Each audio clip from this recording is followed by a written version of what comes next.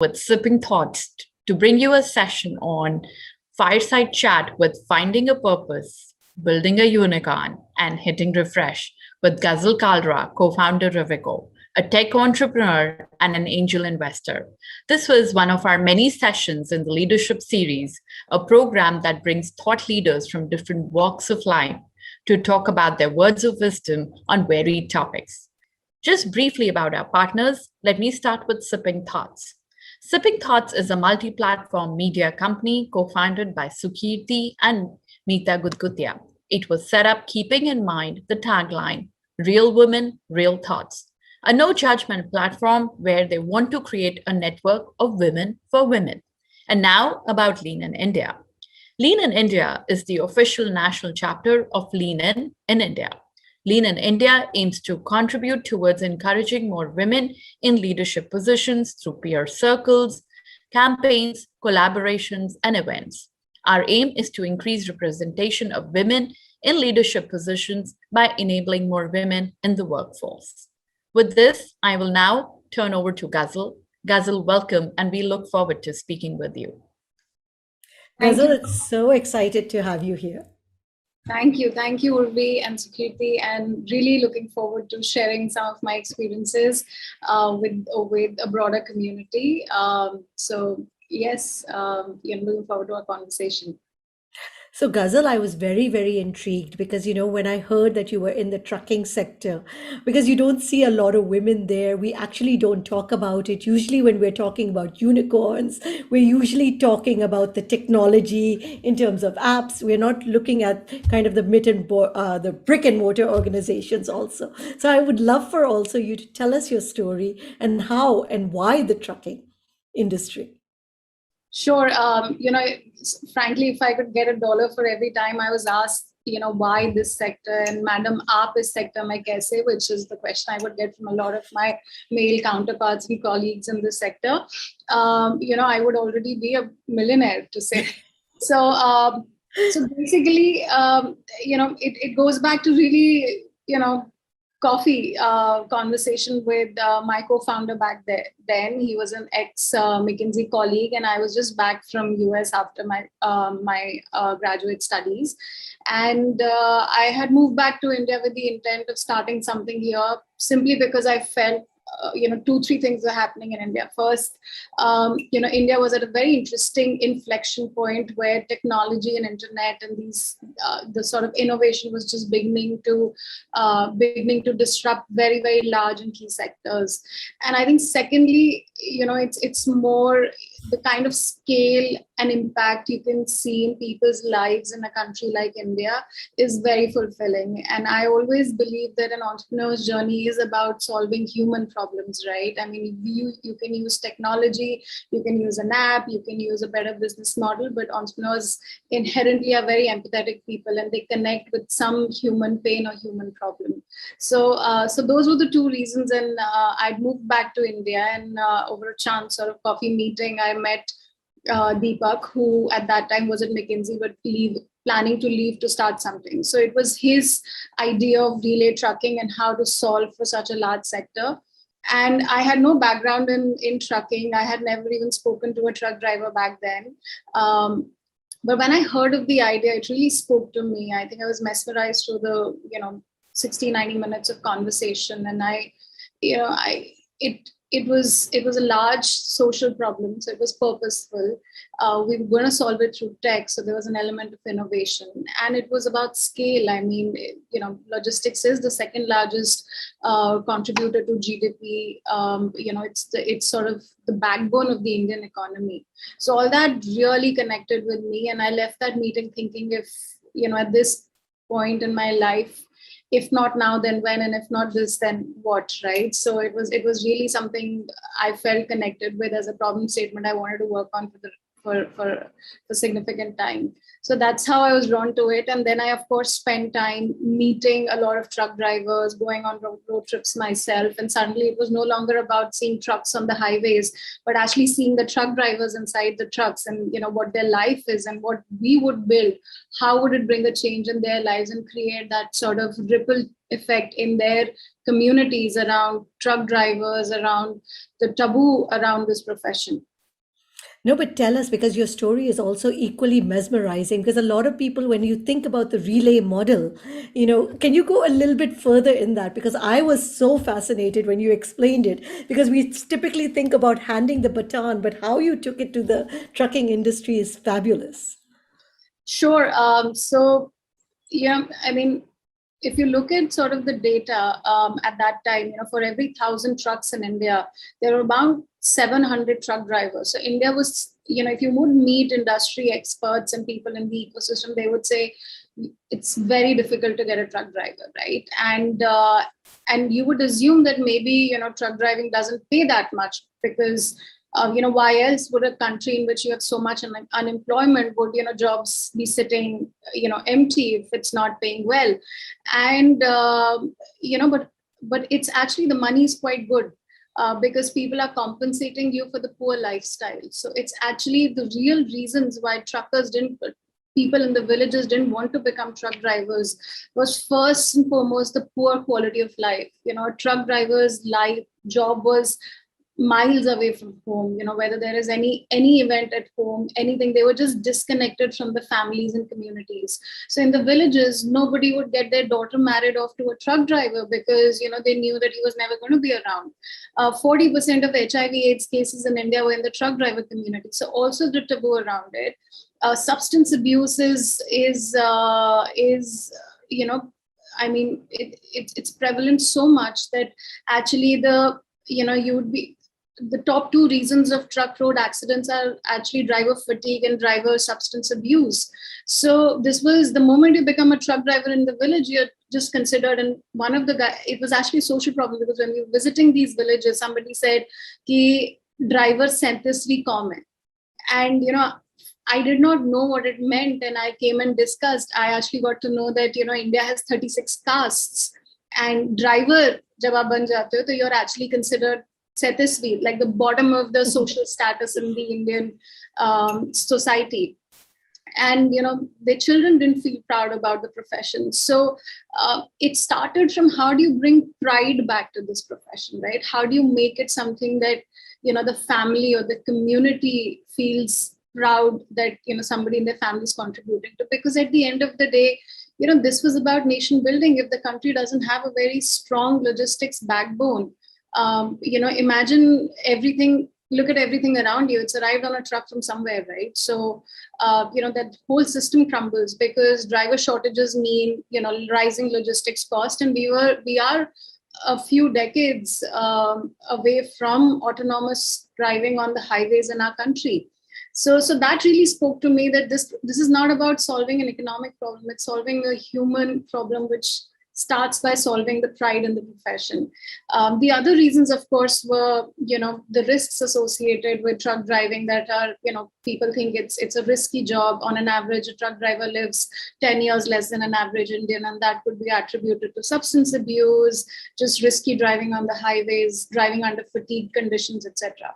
And last is money, yes, because it's not how much money you earn, but how it comes to you. It was coming in cash, in daily wages. And we have to understand that anything that lands in cash in your pocket just gets used the same day. So while their earning levels were good, the savings weren't there, because none of that money was getting back home. It was getting spent on eating, drinking, gambling, substance abuse, etc. So the beauty of the relay model, and why that innovation has been so powerful, was when you start to solve this problem by putting the human at the center of the problem, that how do I make the truck driver come back home every day? How do I convert his months away from home job to a day job? You think of breaking the entire journey into smaller parts. Now, without technology, this coordination can't work, because whoever is bringing the truck from Delhi to Jaipur doesn't know that what time is he arriving, what time do I need to show up. So it could only work because you could build like a technology backbone, where a Delhi to Bangalore trip for a truck driver now got broken into Uberized work orders, which 7 drivers along the highway could complete. And they could do it because they had the power of technology or an app that we built for them. And they could see, they are rostered on this truck, and they have to show up at their nearest pit stop at this time, which was like 10, 15 minutes or 45 minutes away from their home. So that's how it started. And the beauty is that each of our truck, the one metric that we used to track very, very closely, even before revenues and customer satisfaction, was pilot satisfaction. And we call them truck pilots and not truck drivers, because one of the truck drivers had come and said, "Madam, jab aap hame driver bolte hain, hamari izzat usi din khatam ho jati." So I said, nobody has written this somewhere that you need to be called truck driver. So we used to call them truck pilots, relay pilots. And we saw the whole thing around how they perceive their job change. A pilot, like an aeroplane pilot, is a very, very looked up to profession. And we saw that our drivers felt that pride. They suddenly became more caring towards the truck and more respectful. Like the respect began from within. They started loving their profession. Their children started saying कि पापा ड्राइवरी नहीं करते, पापा duty पे जाते हैं, सुबह जाते हैं, शाम को आ जाते हैं, right? Their wives were suddenly proud. I remember when we started out, the first 100 truck drivers, I went and visited their families to see the social change that was happening in their homes. And one of the wives of truck drivers actually said that, that there is lesser domestic violence, because when these guys would come back earlier, they would come back from months on the road, irritated, unhappy about their profession. But now they come back every day, and they come back with like fruits and vegetables in their hand because they can have a meal at home. So I've somehow seen all those, and those are very, very sort of overwhelming social impact that we saw.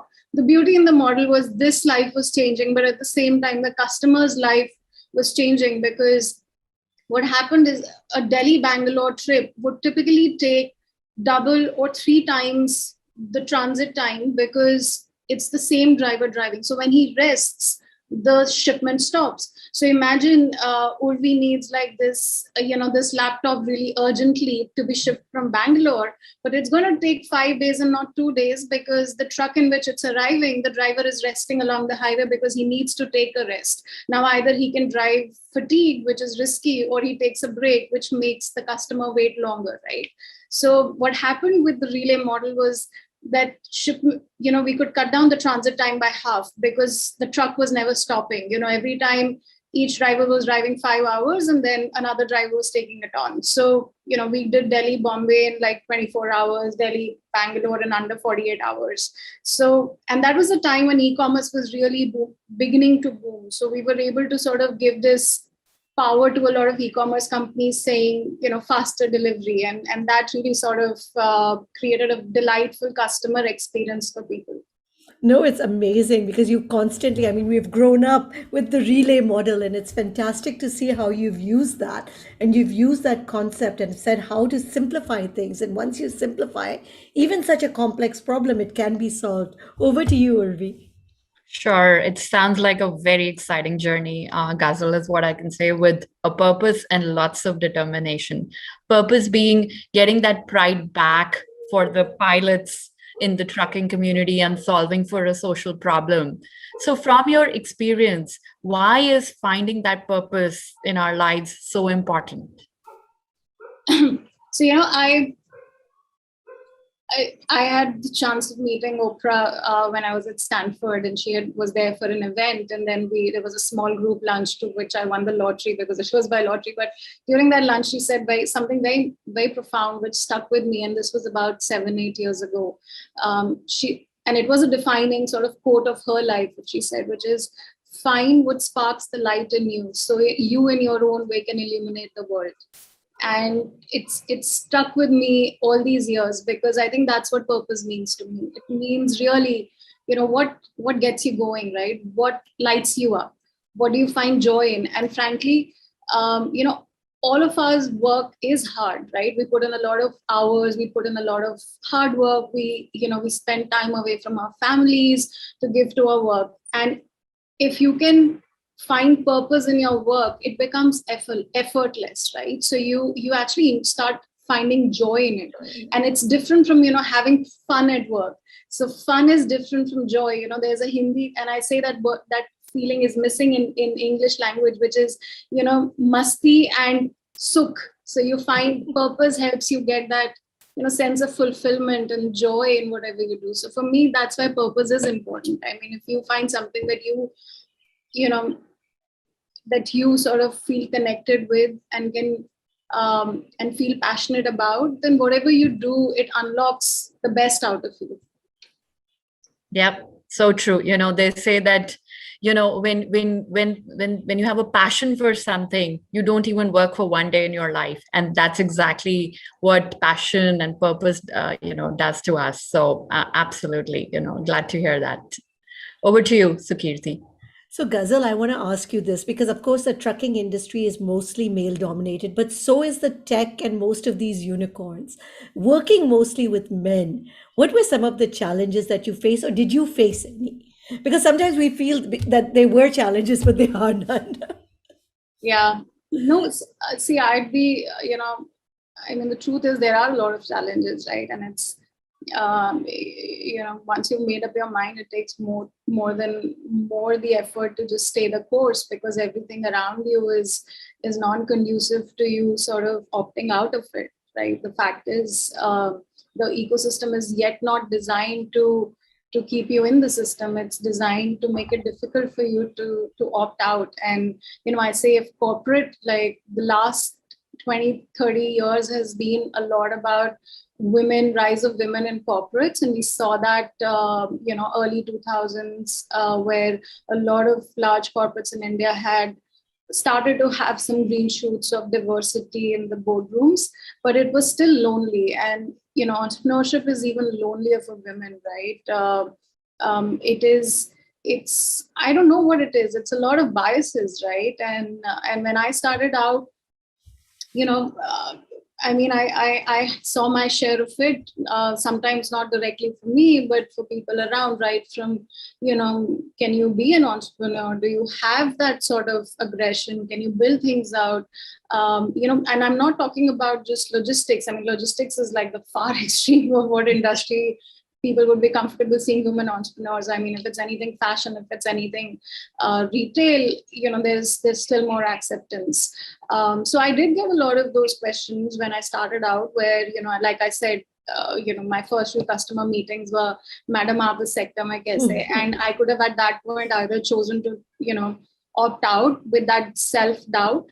But, one thing I realized is that women are also the quickest to judge themselves. So a lot of what we project in our conversations is something that we are feeling ourselves, and maybe not necessarily the person. So in those moments, and I was 27, 28 when I started that, right? So I was like, maybe what I'm perceiving is not what his intent of asking is. So let me use this opportunity to talk about why I actually, why am I actually doing it? So, whether there was some warehouse manager, because I used to just on my own go to warehouses, go to like, logistics offices and these are like, really, you would not even find like a women's washroom there, right?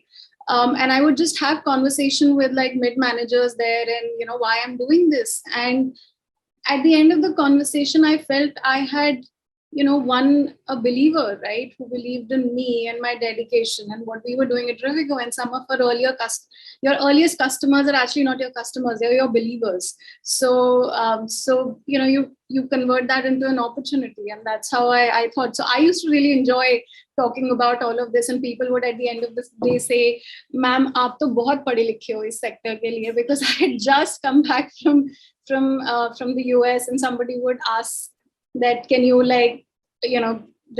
sort of help my son sort of apply for a US degree, like write his application. So interesting conversations, but you make you try and convert each hurdle into an opportunity.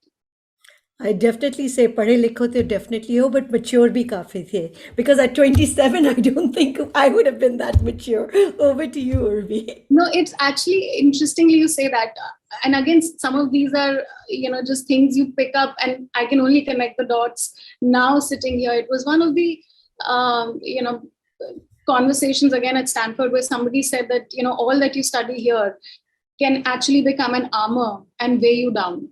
So, be prepared when you go out to just keep your, armor of your education aside, and just, be open to, learning again, and also to criticism. Well, that's very, very good and very reassuring to also remind all of us. Over to you, Urvi. Sure, sure. So we understand that Rivigo became a unicorn in 2019, and we wanted to understand in creating Rivigo, what were some of the key steps that you followed to ensure that it gets scaled up and it gets scaled up so fast, I mean, in record time, really. Yeah. So I think once you have the right product market fit, that helps you get scale very, very fast. Like you start seeing more customers, you start seeing customers who want more from you. And this you as an entrepreneur get that instinct that there is a product market fit here. We've got a solution that's working. And then comes the real challenge of how do you now scale this up to something that can sustainably deliver this product to the customer, right? Because where people struggle is they get the initial customers, they love the product, but what happens thereon? How do you keep scaling your sales, your orders? How do you scale up your organization? How do you set a culture?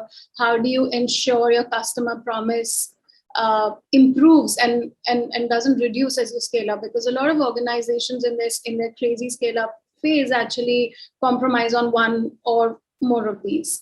And I think that's where just being from McKinsey and having seen some of this in reverse sort of gave us the view, the sort of insight that this is what it would take from here on to build this out, right? I mean, we've done the 0 to 1, but it was now the 1 to 10x. And 1 to 10x for me is like, building the foundation of any organization. And there are pillars to it depending on what business you're building.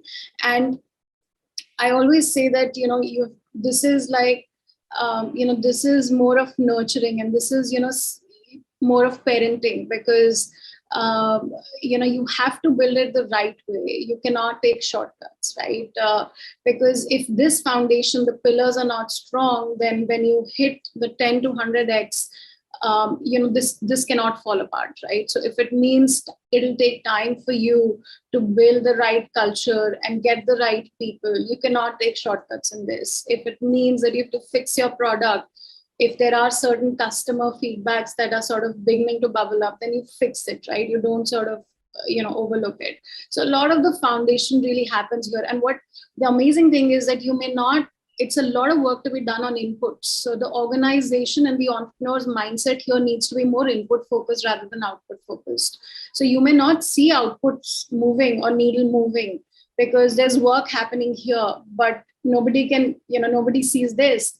But if this is done well, then you would see the outcomes just shoot up. So it's that lens and that perspective that entrepreneurs should apply. Sure. It's your baby at the end of the day, and you have to sort of, groom it in a way that you raise it right. So absolutely. Absolutely. Over to you, Sakirti. So everybody, I mean, I know you probably get this question also. Everybody wants to be a unicorn, and unicorn has become like the new buzzword. I think now they're going to have to come up with a new one because there are too many unicorns now. So I think we have to come up with trinicorn or something like that. But what are the challenges of being a big startup? Because that's also a lot of pressure once you get into this kind of a club. Yeah. I think just on unicorn, given the time that we are in, an entrepreneur is never defined by the ability to raise capital, but it's really the ability to deploy capital judiciously, right? And we've seen a fantastic example just last week with Nykaa listing, amazing. Which is like, it's a historic moment for Indian startup ecosystem, right? And the way, like, it has a lot of firsts, and one of the firsts is just the very little amount of capital that was raised to create this kind of an outcome in a very profitable company, right? So it's a great example in this sector, and that's what I mean. Whatever little capital they raised, they were able to deploy it judiciously, and that's why I say capital raising gets you valuations, but deploying that capital well gets you value. And what entrepreneurs should be chasing is real value and not valuations. And it's therefore the first challenge that becomes for any entrepreneur in this journey is just humility through this, because valuations are not your metric of success. It's the value that you're creating for your customers, for your employees, for your shareholders. and therefore being very true to that. And sometimes our sort of people can get misled in that journey. So it's a lot of the entrepreneur becoming that person who can make these trade-offs between value and valuations. Oh, well said, because I think that word has just become everywhere you just see it. So I wanted to get your take on it. Over to you, Urvi. Yeah. So, you are one of the handful of women that are unicorn founders today. And we also understand that we have very few women in this space. Why do you think that's the case? I think it's just been lack of role models. And think about it, right? A few years ago, somebody in my HR team came up to me and said that we need to have like a diversity policy. And I've been thinking of all the things we can do. And, we should circulate it. And, I've looked at 5 companies and we should have like these committees and that committees and diversity, etc. And we should have these posters here, etc. And I said, this is not going to get more women to work. More women will come to work if you and I stay committed to this, right? A mid-manager in a company will never leave the company if they see more women in the board, if they see more women CXOs in their organization. That is assuring for them that, yes, if you stay, you can get there, right? That is it. They get the mentorship, they get the role modeling, they get the, they get the comfort and the confidence. And no amount of things you put on the wall or send policies will move the needle. It's only when somebody gets there, they can only pay it forward, right? So that's what our ecosystem misses. So I can only say that, is it easy for me today? No. But is it easier than somebody who started 10 years ago? Yes. Is it going to be easier for someone who starts 10 years later? Hopefully. Sure. We need more of role models like you, Sukirti, to sort of, take the lead and sort of be the leaders of today and tomorrow. Yeah. And also on that, I think, given that the data is so abysmal, right? Like 5 out of 136 unicorns, that it's, if you look at the data, you'll be a pessimist and you'll be like, this is not for me. But I think it's the stories, right? And the stories need to be celebrated, not just the stories of the few, the stories of the more, because we need to bring out stories from the grassroots, right? And I always find those inspiring and also more relatable, right? I mean,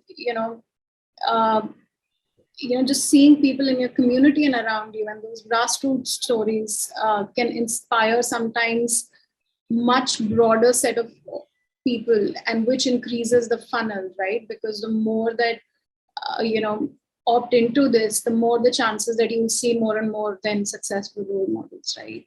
So it's But often a lot of women get worried because entrepreneurship having a life, and can both of them coexist? Because as you've also said, that entrepreneurship really stretches you, not only physically, but mentally and emotionally. So is that also one of the reasons, because we feel that we're going to be too taxed with too many things? Yeah. No, entrepreneurship takes real strength, but I have also never met a woman who's not strong.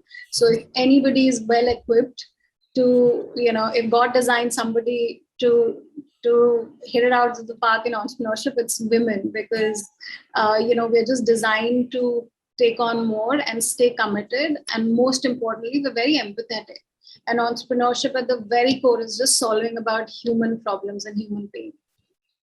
No, that's very good, because it's reassuring to hear, because I think a lot of us look at the problem and we understand the problem, but then when we think about the commitment, the time, and we'll think that, am I going to be able to manage all my responsibilities of being a wife, a mother, an entrepreneur?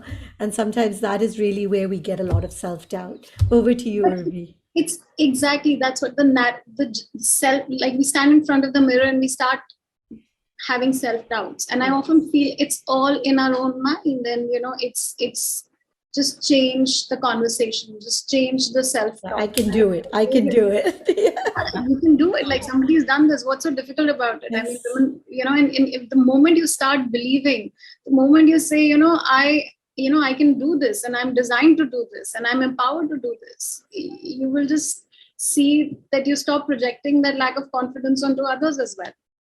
No, and I also love the fact of what you also said earlier, when you can take a big and complex problem and break it down into chunks. You can also do that when you're thinking about actually starting a new venture, how to manage, break it into chunks, and possibly you will be able to manage it all also. Yeah, it's always best to split the elephant into pieces, and then sort of start working on it. So, you're currently looking at what's next. What is that juncture when say, okay, it's time to look for my next big thing or my next thing, How does one evaluate a business potential or a business opportunity? Is there a process or is there a lens that you use to say, okay, this is a good idea and this is not so good, Yeah, I think the decision to when we evaluate that it's time to sort of hit refresh is also, again, seeing, what you're good at and what you're doing, is it giving you joy, right? And I've always held that metric, right? As organizations scale, there is a lot of, routine and stability that comes into play, which, okay, let me put it this way, that an organization, you should always look at an organization and say, who are the best equipped to run it, right? And it's almost like, saying that a startup is like a stage and everybody comes in and plays their part, right? So, entrepreneurship is also about being egoless and saying that the organization currently needs, or is better run by somebody who enjoys this kind of work, right? Which is running a more stable, very sort of, metric driven organization and lesser innovation, right? I was at that phase in my life where I wanted to sort of innovate and build, because that gave me more joy. And these decisions are tough, but like I said, I mean, if you don't try it, you wouldn't know, what's ahead of you. So that's what led me to take that step. And you don't see that much in India yet, but because I'd spent so much time in the Valley, there are examples where, founders create space for more sort of seasoned operators to come in and then run the organizations. We've seen that in some of the bigger examples, but it is a very prevalent trend there. And that's the maturity of the ecosystem that happens, in its due course. So that was one. Now, how do you select or decide what you want to do? Again, it's finding what's your North Star, right? So for me, it's always been about purpose. It's always been about innovation. It's always been about scale. And with Rivigo, I really enjoyed the journey because of, it took all these three and how. So I'm looking for something similar. And through the ideation process, really, these are my three filters of, how I decide. Now, the process needs to be designed on knowing yourself better. We all have biases. For example, if I'm a very intuitive person, which a lot of entrepreneurs are, every problem is worth solving, because we'll just like rush into it. We'll be like, oh my God, like I should be solving this, right? But then you know your biases and you put a process to it, right? So, whether these are these frameworks or you sort of have like somebody to ideate with. So you're sort of, have an independent person around, whether that's in your friends community, who you're ideating, who keeps a check, right? That you maybe are getting too over enthusiastic about this idea. So everybody needs to find their own process. I cannot say there's a cookie cutter approach, but a lot of entrepreneurship is also about being very aware of, your own abilities and also what are your own biases. Sure, can't agree more. So we talked about this a little bit earlier, that of course we need to see more women in top positions. Same thing happens with leadership. But is there anything that we can do other than that to see more women reach the top? We as women, or we as women, we as society, we as an industry, we as an ecosystem. you know I have thought about it, right? And yes, you can create a wish list for what the ecosystem can do, and there will never be enough that can be done, right? From like providing like good quality sort of childcare to the society being less sort of stereotyping women or being less judgmental. But I think it's not going to change overnight. Like it's a transition. So if there are two things that somebody else needs to do to see more women, is I think make just our country safer for women, because Yes. the fact in this country is that a lot of women in the villages have to drop out of a lot of girls in the villages have to drop out after primary school because their parents find it unsafe to send them to a middle or a third or a higher secondary school in a nearby village. And that happens when women graduate with higher education but can't take up a job because it's not safe. India has the highest number of educated women sitting at home. Now, does that create a business opportunity? Yes, if someone can unlock these women sitting at home and get them jobs, it's, I can say it's the next $1 billion idea, right? But until then, if you have women who have restricted mobility, that means their opportunities are restricted. So at an ecosystem level or at a national level, or if there was a request I could say to our honorable prime minister, it would be just make the country safer. I think we all hear you there. Because I mean, even given all the advantages we have, we also feel unsafe, coming home late at night, being alone. So even with that, I think there is definitely that feeling that most of us have, especially if you have children. You'll wait up until they're in the house because you're not sure what will be happening out there. Yeah. So they say, give a woman $1, she will put it to good use. Teach her how money works, and she will go and change the world.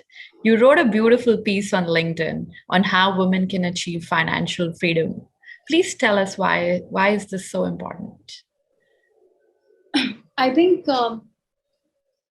it's financial freedom is important so that women become decision makers, right? And I truly believe that when women make decisions keeping both the heart and the mind at the center, right? And we need that kind of decision making in organizations, in governments, in homes. We've all grown up seeing how our mothers run our homes, right? But they've also not, experienced financial freedom with this, whether in the house or outside.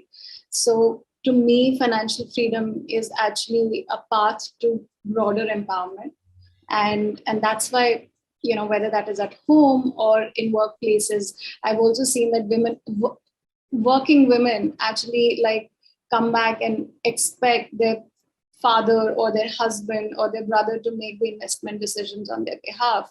So you see the conundrum, which is that you've actually somebody is earning, and you would think they're empowered, but they're actually just still not empowered because they're not making that decision right for themselves. And COVID unfortunately like saw a lot of these tragedies happen where women were very vulnerable to this risk of finding grounds in their life and for their children, where they had like the financial decision maker in the family sort of not being there anymore. So it was even more painful to watch, because not only were they grieving with the loss, they were also just lost because they didn't know how to get themselves back up. So that really moved me to write this year. The other reason why financial freedom is important is, again, role modeling. When women step out and work, and when women take decisions at home, it's not only role modeling for girls, but also role modeling for the boys in your house that, hey, this is what equality means, right? So you also bring up, better sort of men for the society. What a beautiful way to end, because I think that question of equality, that is the quest that we're after. Any last words as we conclude for today?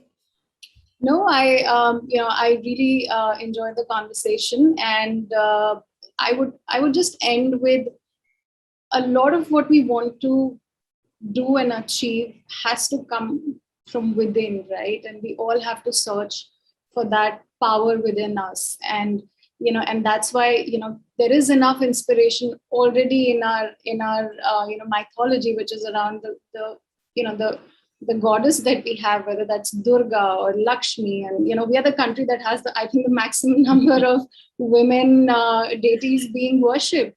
So it is a lot about just feeling that power within, because frankly, if you expect somebody's going to come and give it to you, not going to happen yet, right? And you hope for it, but a lot of it has to come from within. And every time you catch yourself doubting yourself, just know that there is absolutely nothing in this world that you cannot achieve. I mean, you're made to achieve things. Well, thank you on behalf of Lean in India and Sipping Thoughts. That was awesome, Ghazal. Great to hear your perspective, and we love your story. Thank you.